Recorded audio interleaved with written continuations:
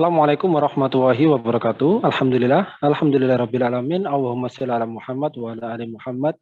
Pemirsa Khilafah News dimanapun Anda berada, salam jumpa kembali bersama dengan saya Aziz Rohman di program Kabar Petang edisi Rabu 20 April 2022.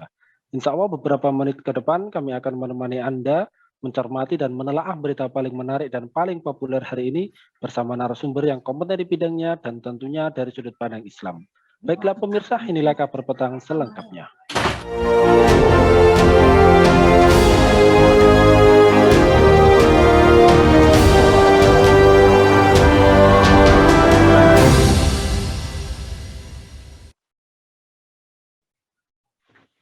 Pemirsa, Departemen Luar Negeri Amerika Serikat merilis laporan praktik hak asasi manusia atau HAM di berbagai negara, salah satunya Indonesia. Sejumlah hal mulai dari penggunaan peduli lindungi hingga buzzer Indonesia disoroti oleh laporan HAM Amerika Serikat tersebut. Dikutip dari 2021 Country Reports on Human Rights Practice Indonesia yang dilihat dari situs Departemen Luar Negeri Amerika Serikat Jumat 15 April yang lalu, ada sejumlah hal yang disorot dalam laporan tersebut. Salah satunya terkait gangguan sewenang-wenang atau melanggar hukum terkait privasi. Nah, pemirsa, apakah kehadiran para buzzer politik ini memberikan dampak yang negatif? Apakah pemerintah ini membiayai para buzzer dan bagaimanakah cara menangkal para buzzer yang memecah belah umat? Pemirsa, untuk membahasnya kami telah terhubung dengan seorang digital entrepreneur, Bung Pompi Saiful. Kita sapa dulu beliau. Assalamualaikum warahmatullahi wabarakatuh, Bung Pompi. Waalaikumsalam warahmatullahi wabarakatuh, Mas Aziz dan tim Kabar Petang. Ya, baik. Ini gimana nih kabarnya Bung Pompi? Sehat, Bung? Alhamdulillah, sampai hari ini di bulan Ramadan ini sehat walafiat. Ya, semoga Mas Aziz dan tim juga sehat selalu. Amin. Baik, Bung, langsung saja ini terkait dengan laporan praktek HAM di negara-negara di dunia termasuk Indonesia yang sebagaimana tadi disampaikan oleh Kementerian Luar Negeri Amerika Serikat. Nah, terkait laporan praktek HAM di Indonesia, Amerika Serikat ini menyoroti diantaranya mengenai adanya buzzer, baik yang digunakan oleh pemerintah maupun oleh non-pemerintah. Nah, bagaimana catatan Anda terkait dengan laporan tersebut? Apakah ada hal-hal yang bisa dikritisi dan sorotan Anda terkait fenomena buzzer sendiri ini seperti apa, Bung Pompi? Oh ya, terima kasih Mas Aziz. Jadi kalau kita lihat bahwa laporan tersebut ya, laporan Kemenlu Amerika Serikat yang memuat fakta-fakta pelanggaran HAM ya selama tahun 2021 dan kemudian di sana ada salah satunya di negara Indonesia ya yang dilaporkan. Nah, terutama bagaimana fenomena buzzer ya, dan lain-lain yang didanai oleh pemerintah ataupun lawan politiknya. Nah, di situ ada 7 poin ya. Kalau di laporan tersebut, yang pertama pembahasan di laporan tersebut itu ada beberapa yang dibagi, misalnya yang pertama menghormati integritas orang, yang kedua menghormati kebebasan sipil, yang ketiga kebebasan berpartisipasi dan berproses politik, keempat itu korupsi dan lain sebagainya. Nah, kalau kita soroti tentang fenomena buzzer dan di akhir-akhir ini apalagi masa-masa kampanye politik ya, itu memang sangat ini sekali ya, sangat ya kalau saya melihat itu adalah sangat di luar batas dan membuat crowded sekali ya. Namun memang yang perlu kita cermati adalah bagaimana fenomena buzzer ini ya, pro kontra yang dibuatnya itu kemudian menggiling atau menggulung secara deras, bahkan bukan hanya pada masa-masa kampanye politik saja.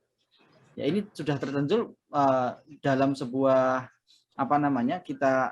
fenomena ini itu adanya dua geng atau dua kubu di dalam dunia maya yang saling melontarkan opini dan kontra opininya. Namun yang kita sesalkan memang karena ini ya fenomenanya itu ini buzzer pemerintah, ini buzzer lawan politik. Nah, ini yang kemudian membuat hak asasi manusia dan penanganan hukum itu timpang. Iya kan? Kalau buzzer pemerintah itu kemudian seolah-olah anti terhadap hukum, maksudnya anti terhadap penanganan hukum.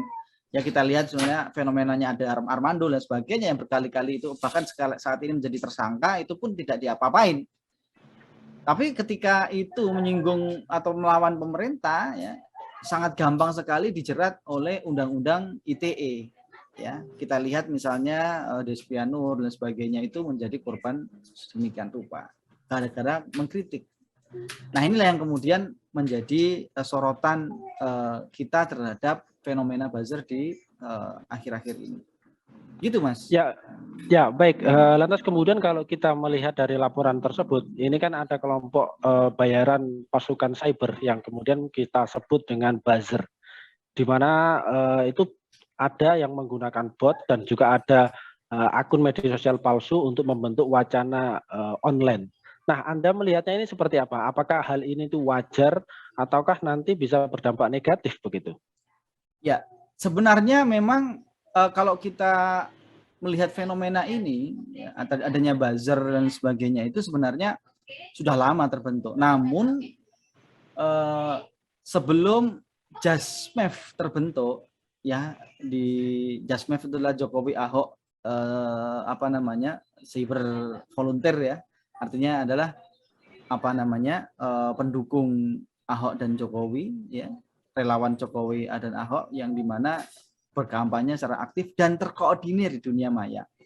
Sebelumnya mungkin orang mendukung ini mendukung itu kemudian membuat sebuah opini ya, baik itu salah atau benarnya itu secara pribadi. Namun sejak masa Jasmev terbentuk itu kayaknya sudah kemudian membentuk sebuah pola bahwa opini ini terkoordinir rapi ya. Artinya rapi itu mempunyai jaringan, mempunyai member, mempunyai yang kemudian digerakkan oleh satu orang think tank yang kemudian buzzer-buzzer ini memang mendengungkan narasi yang dibuat oleh think tanknya masing-masing. Nah, karena mungkin ini sebutnya buzzer, yaitu mendengung, pendengung. Pendengung apa? Pendengung isu-isu yang dinarasikan oleh think tank masing-masing kubu politik. Nah, fenomena ini yang kemudian tujuannya itu membentuk wacana online atau public opinion ya di era sosial media sekarang. Namun yang menjadi dampak negatif itu kan sebenarnya efek dari narasi kotor ya, black campaign, doxing, trolling dan lain sebagainya yang membuat memang sudah nggak kompetitif lagi yang sudah tidak normal ya kan, bahwa kebanyakan bahwa aksi-aksi negatif yang digunakan oleh buzzer ya dengan black campaign kemudian doxingnya kemudian trollingnya itu membabi buta. Ini kemudian yang menjadi saling membenci ya, kebencian yang diantara ini kemudian akhirnya membentuk sebuah opini publik yang terbelah dan dengan isu sedikit aja bisa memecah belah. Saya kira di situ yang perlu digarisbawahi. Ya, baik. Lantas kemudian kalau kita melihat dari fenomena buzzer sendiri, apakah bahaya kehadiran para buzzer ini nanti bisa menjadikan isu untuk memecah belah umat ini di media sosial? Kalau Anda melihatnya seperti apa? Bisa juga diberikan contohnya dan cara menangkalnya seperti apa ini, Bung Pompi? Ya, bahaya buzzer ini ya, artinya buzzer hitam ya. Artinya buzzer hitam itu yang memang mengkondisikan sebuah wacana politik ya dengan cara-cara yang tidak dibenarkan ya. Artinya dengan cara-cara haram ya, memfitnah, melakukan kampanye hitam yang dimana ini bisa memanipulasi nilai-nilai kebenaran menjadi sesuatu yang subjektif sesuai apa dengan yang dinarasikan buzzer politik ini. Nah, pola-pola semacam menghajar sasaran ya lewat trolling atau pelecehan, kemudian kampanye hitam, black campaign, hingga doxing atau kita lihat sekarang itu sangat karena mereka itu mungkin ya dibiayai oleh yang mempunyai data sehingga mereka mudah mengakses data-data pribadi siapa menjadi lawan politiknya. Ya, itu yang disebut sebagai doxing. Rumahnya di mana, ininya apa, sehari-harinya itu seperti apa, pernah pergi kemana saja. Nah, ini kemudian dibongkar oleh buzzer sehingga privacy atau pribadi seseorang itu bisa terkuak di publik dan sehingga menjadi sebuah kampanye hitam ya bagi person-person atau orang-orang, tokoh-tokoh yang menjadi sasaran. Nah, inilah kemudian akhirnya menjadi polarisasi masyarakat. Menangkalnya seperti apa? Kalau kita sebagai orang umum ya, kalau misalnya menangkal seperti ini, ya susah sekali karena data, big data dan sebagainya itu ya, yang megang itu adalah orang yang punya otoritas. Sementara ini yang bermain otoritas, gimana mau melawannya, melawan doxing dan sebagainya itu. Namun untuk meminimalisir itu ya tetap kita itu bagaimana yang pertama ya hati-hati di dalam bermedsos ya. Jangan mudah tergoda atau jangan mudah berasumsi apa yang gambar-gambar yang lewat, meme yang lewat dan sebagainya sehingga kita mudah men-share. Ya, saring dulu sebelum sharing. Ya, disaring. Oh ini benar enggak? Kalau itu benar dan bermanfaat baru disaring. Jangan sampai kita menjadi korban kemudian di-troll, di-doxing, akhirnya menjadi jebakan itu untuk undang-undang ITE. Nah, itu kita harus hati-hati dalam fenomena itu. Ya, tentunya hati-hatinya itu bagaimana kita mencermati dan memposting seperti apa. Apa sih ini? Apakah ini itu layak untuk di-share? Apakah ini layak untuk di-post? Ya, apakah ini layak dikomentari dan sebagainya sehingga standar kita itu adalah standar apakah ini sudah syar'i. Nah, gitu. Kalau ini sudah syar'i, insya Allah, kalaupun ini menjadi misalnya mau dibully, mau di ini, ya kalau udah yang penting syar'i kan, ya terserah harapmu kalau mau membuli dan sebagainya. Yang penting ini bermanfaat bagi publik, apa yang saya sharing. Seperti itu. Ya, baik. Lantas kemudian kalau kita melihat ini kan akhir-akhir tahun ini, apalagi sebentar lagi 2024 kita akan ada pemilu. Nah, ini Anda melihatnya seperti apa? Apakah keberadaan para buzzer atau para pendengung ini akan semakin masif mendekati 2024? Dan kemudian apakah keberadaan mereka nanti juga akan bisa memperkeruh situasi politik ini, Bung Pompi? Ya, sangat-sangat mungkin. Ya. Selama channel-channel, kanal-kanal media sosial itu masih digunakan atau digunakan menjadi public referensi utama dalam publik mengakses informasi, nah ini pasti akan semakin kencang juga kampanye politik yang dilakukan oleh buzzer ini di sosial media. Jadi bahkan menjelang ya baru 2 tahun menjelang 2024 aja semakin ramai kan intensitas politiknya ya di dalam dunia maya ya. Bagaimana sanggah bantah-bantahan tagar dan lain sebagainya di Twitter misalnya antara pro pemerintah, pro 3 periode, pro RUU PKS, pro dan sebagainya banyak sekali ya. Yang pastinya akan semakin masif dan semakin kencang kalau mendekati 2024. Baik 2024 itu apakah ada pemilu atau diundur 2 tahun lagi. Gitu Mas Aziz. Ya, baik. Lantas kemudian ini Bung Pompi, kalau Anda melihat berbagai macam berita dan juga di dunia digital, ini Anda melihatnya seperti apa, terutama media-media mainstream dan media sosial saat ini? Apakah ini seperti pisau bermata dua begitu? Dan Anda melihatnya sendiri seperti apa? Apakah pemerintah ini membiayai para pendukung ya untuk membuat narasi, untuk mendukung kebijakan-kebijakan pemerintah, atau seperti apa ini Anda melihat fenomena di dunia digital saat ini? Iya. Memang sosial media saat ini itu menjadi pisau bermata dua, ini sudah tepat ya. Artinya kalau misalnya ya sosial media ini kita gunakan dengan baik dan positif, maka hasilnya akan jadi baik. Kita mengedukasi masyarakat, mengopinikan positif ke masyarakat, ini akan lebih cepat, lebih instan, dan dampaknya itu akan lebih kerasa dan meluas.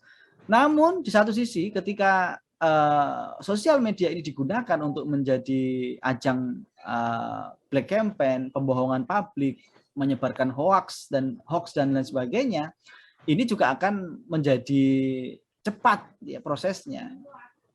Efeknya juga menjadi meluas, semakin cepat meluas. Ya, apalagi misalnya sosial media yang bisa digunakan memang bukan hanya yang organik ya, bahkan kita bisa membayar sosial media ini untuk semakin mempercepat ya luasan atau reach jangkauan opini yang mau kita bikin. Nah, ini saya kira menjadi pisau yang harus kita waspadai bersama. Nah, kemudian dari pertanyaan Mas Aziz tadi, apakah pemerintah membiayai para pendengung ini atau buzzer ini? Kita bisa lihat sendiri lah, silakan telusuri ya tender-tender di dalam situs-situs LPSE pemerintahan ya, lembaga pengadaan secara elektronik, LPSE, misalnya lpse.polri. Nah, situ banyak juga paket-paket yang dilelangkan tentang sosial media, manajemen sosial media dan sebagainya yang memang nilainya itu MM-an ya. Gede juga. Tapi ini diduga ya buzzer yang mendapat paket-paket ini. Namun kalau misalnya digunakan secara positif ya untuk mengedukasi masyarakat, misalnya tentang sesuatu yang baik, ya ini pastinya kita dukung lah ya. Tapi kalau misalnya ini jadi ajang pembenaran ataupun memberantas yang mengkritik, yang anti pemerintah, ya yang oposisi, nah ini menjadi sesuatu yang kontraproduktif ya, yang mau kita bangun iklimnya, iklim diskusi yang baik. Ini yang ini. Ya baik, kalau kita melihat dari fenomena para buzzer di media sosial, ini kan belakangan ini kita juga menemukan ada akun-akun buzzer yang dinilai menimbulkan keresahan ya. Pasalnya di antara akun-akun tersebut ini tidak membuat diskursus publik menjadi berkualitas ya. Sebaliknya malah membuat media sosial menjadi sebuah ajang untuk adu caci maki. Nah, kalau Anda melihat fenomena tersebut ini kita harus menyikapinya seperti apa ini, Bung Pompi? Ya, yang jadi catatan bahwa kalau misalnya buzzer-buzzer hitam ini yang dibiayai oleh oligarki untuk menjadi pembenaran kekuasaan mereka, ya memang tujuannya itu kan ya cuma cuan dan cuan. Gimana mereka itu dapat uang dari pekerjaan mereka. Dan pasti tidak memperhatikan lagi, tidak peduli ya soal otak sama etika ya. Mau ini logis atau enggak ya, atau mau membuli seperti apa, mau mencaci maki seperti apa, mereka tidak memikirkan lagi. Apalagi ya mereka buzzer-buzzer yang memang berlindung di balik akun-akun anonim ya, yang tidak anonim aja aman ya, ketika mencaci maki, menghina agama dan sebagainya sampai sekarang nggak diproses, apalagi yang anonim pasti akan lebih parah ya caci makinya. Nah, bagaimana untuk membuat sebuah diskursus yang baik, positif ya, artinya adu argumentasi ya, yang membuat publik itu semakin cerdas kalau pola-polanya demikian dipakai, pola trolling, pola doxing ya, pola-pola yang semakin mempolaritas masyarakat. Gimana mau mempercerdaskan ya, kalau yang digunakan itu cuma mata uang bukan otaknya ya. Nah, ini fenomena ini memang ya, semakin terasa ya, dan terasa sangat umum sekali sekarang itu digunakan. Nah, bagaimana menyikapi fenomena tersebut? Sikap kita itu seperti apa? Ya kalau saya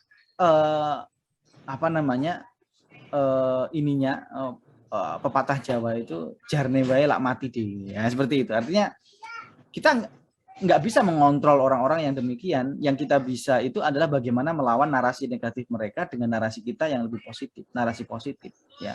Sehingga kita itu tidak peduli lagi dengan gendangan tarian mereka, tapi kita membuat narasi yang memang kita buat sendiri ya, narasi yang bernilai ya, bervisi akhirat. Bukan hanya uang saja, bukan hanya cuan saja. Demikian Mas. Ya baik, terakhir Bung Pompi, ini lantas kemudian bagaimanakah solusi Islam di dalam menertibkan para buzzer penumpang gelap yang memecah belah dan menyesatkan umat ini? Iya ya. Kalau kita mendengar istilah buzzer ya, sebenarnya profesi ini kan sebenarnya kalau bukan dengan apa namanya terbranding dengan perilaku buzzer bayaran yang hitam ini kan sebenarnya buzzer itu konotasinya sebenarnya positif aja sih, mendengung ya, pendengung. Marketing sebenarnya, yaitu bagaimana sih mendengungkan sebuah narasi sehingga lebih besar, lebih berefek, ya, lebih menjangkau banyak orang dan lebih mempengaruhi banyak orang.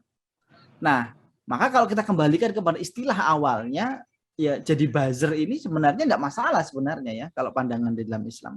Namun yang ingin kita tekankan bahwa jadi buzzer itu ya buzzer syariah, seperti itu ya. Buzzer yang bervisi akhirat. Artinya apa? Artinya bahwa kita menggunakan sosmed ya untuk mendengungkan dakwah Islam. Pendengung Islam, pendengung dakwah, pendengung kebaikan, penyeru kebaikan. Agar apa tujuannya? Bahwa penerapan syariat Islam itu semakin besar opininya di depan publik dan akan berujung kepada public education. Artinya publik yang teredukasi dengan baik tentang kewajiban-kewajiban dalam berislam. Ya, ini yang kemudian kita gunakan juga untuk melawan narasi-narasi negatif orang-orang buzzer-buzzer anti-Islam. Jadi kemudian jangan sampai kemudian umat Islam itu justru adanya buzzer hitam ini kemudian kita meninggalkan ya dunia sosial media ini. Wah, saking ruwetnya, malas uninstall aja, malas nggak usah berFacebook. Wah, hitam males nggak usah berTwitter, nggak usah lah berTikTok dan sebagainya. Jangan sampai seperti itu malahan pemikirannya. Bahwa kalau ada buzzer-buzzer bayaran yang mendekonstruksi, yang kemudian membawa opini publik itu kepada anti-Islam, ya kita harusnya hadir di sana dengan narasi yang membela agama kita, milik Islam. Nah, inilah yang seharusnya kaum muslimin itu sikapi ya. Bagaimana seharusnya peran pembuat opini umum di masyarakat itu kita ambil alih ya. Jadi buzzer-buzzernya Islam, jadi buzzer-buzzernya kebaikan, agar profesi buzzer ini dapat mendatangkan kebaikan dan bervisi akhirat. Maka perannya adalah membentuk opini umum tentang Islam, ya, bukan malah kemudian ikut mendiskreditkan Islam atau bahkan kemudian berdiam diri. Ini juga salah, ya. Kemudian anti medsos dan sebagainya itu salah. Sehingga nantinya masyarakat yang awam itu memahami bahwa Islam bisa menyelesaikan segala masalah. Ya, dengan mengambil Islam sebagai sistem kehidupan, meneladani Rasulullah di setiap langkahnya, maka Allah akan menjamin akan bahagia dunia dan akhirat. Walaupun pentingnya profesi buzzer itu di situ. Jangan kemudian malah kita meninggalkan dengungan-dengungan Islam di dunia maya. Kita harus semakin mendengung lebih kencang. Kalau buzzer itu mendengung dengan anti-Islam, kita harus semakin kencang mendengungkan Islam di dunia maya. Wallahu a'lam bishawab. Itu Mas Aziz. Ya, baik. Terima kasih Bung Pompi ini. Masya Allah penjelasan yang luar biasa. Insya Allah nanti kita ketemu di lain waktu dan juga di lain kesempatan. Semoga Anda dan keluarga senantiasa sehat selalu dalam lindungan Allah Subhanahu wa Ta'ala. Assalamualaikum warahmatullahi wabarakatuh. Bung Pompi Saiful. Waalaikumsalam warahmatullahi wabarakatuh. Baik pemirsa, demikianlah kabar petang pada edisi kali ini. Semoga Anda mendapatkan banyak manfaat dari acara kami. Jangan lupa saksikan kami besok di jam dan channel yang sama. Dan jangan lupa juga like, comment, share, subscribe, serta klik tekan tombol loncengnya agar tidak ketinggalan update terbaru dari Khilafah News. Karena hanya di sinilah Anda akan mendapatkan informasi aktual, terpopuler, dan tentunya dari sudut pandang Islam. Akhirnya saya Aziz Rahman beserta seluruh kru yang bertugas undur diri. Wassalamualaikum warahmatullahi wabarakatuh.